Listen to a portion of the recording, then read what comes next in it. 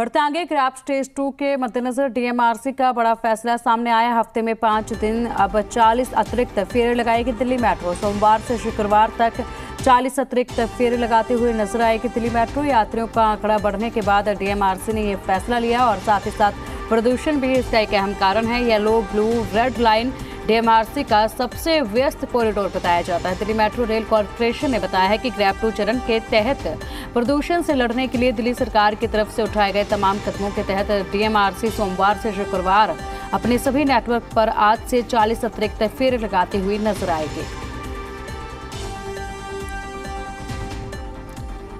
और चलिए खबर पर अधिक अपडेट के लिए हमारे संवाददाता तरुण कुमार हमारे साथ जुड़े हुए हैं। तरुण, देखिए अब अतिरिक्त फेरे लगाती हुए दिल्ली मेट्रो नजर आएगी, कितनी राहत इससे जनता को मिलेगी और प्रदूषण को लेकर कितनी जो कम रोकथाम होगी वो देखने को मिलेगी, क्योंकि हर तरीके की कोशिश जो है वो दिल्ली सरकार कर रही है।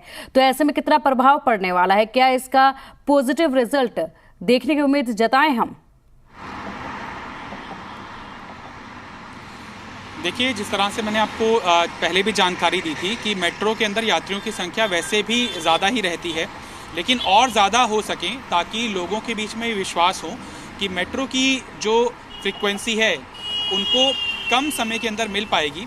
यानी कि किसी समय जगह पर किसी मेट्रो स्टेशन के ऊपर अगर 7 मिनट में मेट्रो मिलती है तो उसको रिड्यूस करना है 5 मिनट, और कहीं पर अगर 5 मिनट में मेट्रो मिलती है तो उसको रिड्यूस करके 2 या 3 मिनट पर लाना है। लिहाजा ज़्यादा से ज़्यादा यात्री मेट्रो का इस्तेमाल करें, इसके लिए फ्रीक्वेंसी को बढ़ाया जा रहा है। 4300 फेरे मेट्रो की सभी लाइनों के ऊपर लगाए जाते हैं रोज़ाना, ये औसत है। लेकिन सोमवार से शुक्रवार तक 40 बेड़े फेरे बढ़ाने से ये संख्या 4340 हो जाएगी। इस समय मेरे पीछे जो आप तस्वीरें देख रहे हैं वो डीएमआरसी के ही मयूर विहार मेट्रो स्टेशन की देख रहे हैं, और यहाँ पर ऑब्जर्व किया है हमने थोड़ी देर खड़े होकर, चूँकि ये मेट्रो की सबसे बिजी लाइन है, ब्लू लाइन है, और आगे ये अलग अलग लाइंस को सेंट्रल सेक्रेटेरिएट पर, यमुना बैंक पर और कैनॉट प्लेस के ऊपर, राजीव चौक के ऊपर जोड़ती भी है। लिहाजा यहाँ पर यात्रियों की संख्या से आप अंदाज़ा लगा सकते हैं कि मेट्रो के प्रति लोगों का कितना विश्वास बढ़ा है। एक तरह से दिल्ली की लाइफलाइन कहा जाता है मेट्रो, और चूँकि ग्रैब सेकेंड स्टेज दिल्ली और एनसीआर के अंदर लागू है, लिहाजा पब्लिक ट्रांसपोर्ट को और ज़्यादा मजबूत किया जाना है। ज़्यादा से ज़्यादा यात्री मेट्रो का इस्तेमाल करें, इसके लिए मेट्रो के फेरे बढ़ाए जा रहे हैं। ना सिर्फ दिल्ली मेट्रो को बल्कि दिल्ली सरकार ने डीटीसी को भी ये निर्देश दिए हैं कि अपनी सभी बसों को वो रोड के ऊपर लाएं। फ्रीक्वेंसी जो डीटीसी की है, यानी कि जिस समय अंतराल के ऊपर यात्रियों को डीटीसी की सुविधा मिल रही है, उसको कम से कम किया जा सके, ताकि लोगों के अंदर ये विश्वास बंधे कि समय के ऊपर वो अपने गंतव्य स्थान तक पहुँच सकते हैं। और पर्यावरण सेवा भी डीटीसी को शुरू करने के निर्देश दिल्ली सरकार ने बीते शनिवार को हुई अपनी अहम बैठक के अंदर दिए हैं। यानी कि मेट्रो का जो फ्रीक्वेंसी है वो बढ़ाया जा रहा है, डीटीसी की जो ऑन स्ट्रेंथ रोड है उसको बढ़ाया जा रहा है, साथ ही साथ डीटीसी पर्यावरण सेवा के नाम पर प्राइवेट जो बसें हैं उनका ऑपरेशन भी शुरू करेगी।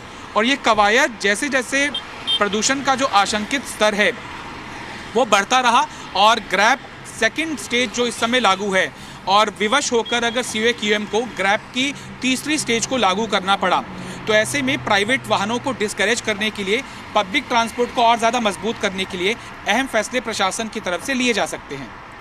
बिल्कुल। और तरुण, देखिए सरकार तो अपनी तरफ से सभी तमाम जो कदम है ज़रूरी प्रदूषण को कम करने के लिए, जनता की सहूलियत के लिए भी उठा रही है, लेकिन जनता का भी इस प्रदूषण को कम करने के लिए उतना ही योगदान ज़रूरी है जितना सरकार कर रही है। कहीं ना कहीं उससे ज़्यादा योगदान जो है जनता का ज़रूरी है।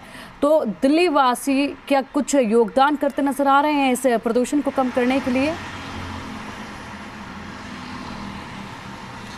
देखिए, मौखिक तौर पर अगर आप किसी से पूछेंगे, अगर वो मेट्रो से उतर रहा है तो जाहिर तौर पर वो पब्लिक ट्रांसपोर्ट को सराहेगा ही, लेकिन इसका पारदर्शिता के साथ अंदाज़ा तभी लग सकता है जब मेट्रो की राइडरशिप बढ़े। हालांकि मेट्रो की राइडरशिप, चूँकि दिल्ली के अंदर आवाजाही एनसीआर के लोगों की बहुत आयता के अंदर रहती है, और अगर वो लोग डिस्करेज होते हैं, और मेट्रो के प्रति तो लोगों का विश्वास बढ़ा ही है कि वो एक समय के ऊपर बिना प्रदूषण से जूझते हुए, बिना अपने कपड़ों को गंदा किए हुए, समय से पहले मेट्रो यात्रियों को अपने गंतव्य स्थान तक पहुंचा देती है। इस तरह का विश्वास डीएमआरसी का बढ़ा है, इसी कारण ही यात्रियों की संख्या बढ़ी है।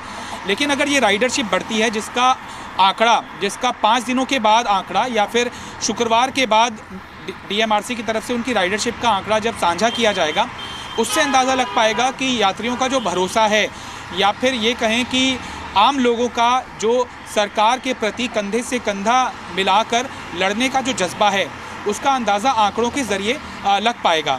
तो उम्मीद की जानी चाहिए कि प्रदूषण एक ऐसी समस्या है जिसका प्रशासनिक जो कार्रवाई है वो कमतर साबित हो रही है।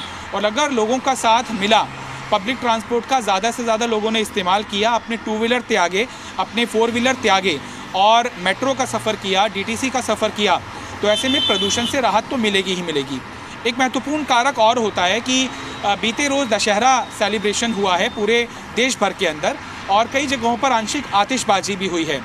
और प्रदूषक तत्वों को तोड़ने में, यानी कि जो छटा बन जाती है धूल की, उन धूल भरे कणों को तोड़ने के लिए हवा की रफ्तार बेहद महत्वपूर्ण कारक होती है। सुबह से ही दिल्ली के अंदर 8 किलोमीटर से ऊपर की हवा रिपोर्ट हो रही है और अगर ये हवा कम हो जाएगी तो कहीं पर भी प्रदूषक तत्व ठहर जाएंगे और हवा की रफ्तार ज़्यादा होगी तो प्रदूषक तत्व कितने भी हों वो छट जाएंगे।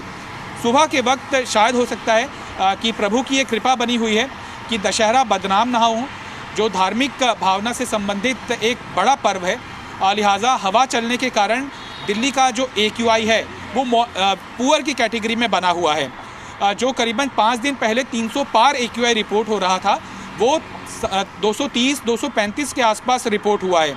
और इसका एक बड़ा कारण यही है कि दिल्ली में हवा की रफ्तार 8 किलोमीटर और कई जगहों पर 10 किलोमीटर से भी ज़्यादा है। प्रदूषण जितना भी हो, लेकिन अगर हवा की रफ्तार कम होती है तो AQI बढ़ेगा और अगर हवा की रफ्तार ज़्यादा होती है तो AQI घटेगा। बिल्कुल सही कहा आपने तरुण, शुक्रिया आपका इन तमाम जानकारियों के लिए।